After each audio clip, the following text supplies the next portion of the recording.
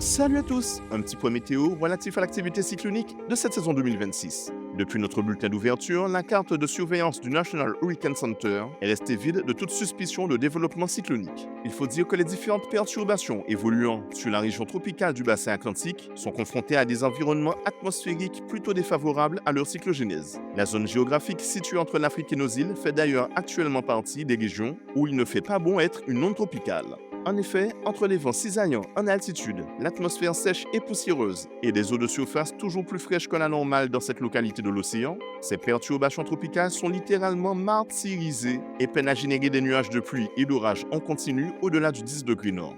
Pour rappel et de manière très simplifiée, une onde tropicale est une perturbation atmosphérique se formant dans les régions tropicales et pouvant générer des averses orageuses parfois de bonne intensité.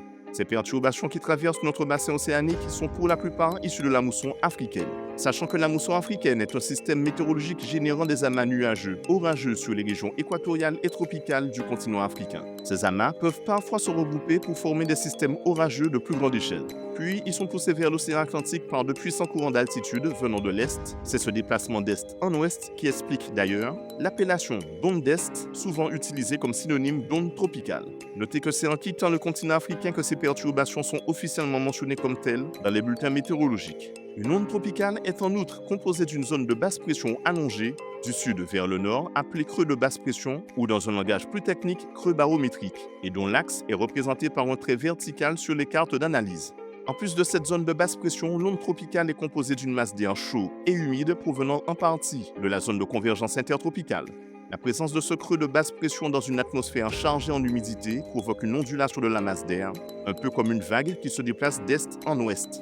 C'est également l'association du creux de basse pression et de cette masse d'air humide qui favorise l'activité orageuse, rendant l'onde tropicale visible sur les images satellites classiques et parfois reconnaissable à sa structure en V inversée, les formations nuageuses se superposant à l'ondulation de la masse d'air humide précédemment citée. Cependant, toutes les ondes ne sont pas aussi bien visibles. Si une onde tropicale évolue par exemple dans un environnement dominé par des vents défavorables en altitude, ou si elle subit une infiltration d'air sec en moyenne altitude, la zone de basse pression sera toujours présente, mais le déficit d'humidité dans cette couche de l'atmosphère empêchera la formation continue de nuages d'orage, rendant cette onde tropicale moins bien identifiable sur les images satellites classiques. Résultat, l'onde tropicale qui a traversé l'arc des Petites Antilles entre vendredi après-midi et ce samedi matin a généré peu de précipitations et les ondes tropicales qui la suivent devront elles aussi faire face à des conditions atmosphériques hostiles. De ce fait, aucune naissance cyclonique n'est attendue dans la région de développement majeur au cours des 7 prochains jours. En revanche, certains modèles numériques suggèrent qu'une autre zone du bassin atlantique pourrait devenir propice à une tentative de cyclogénèse.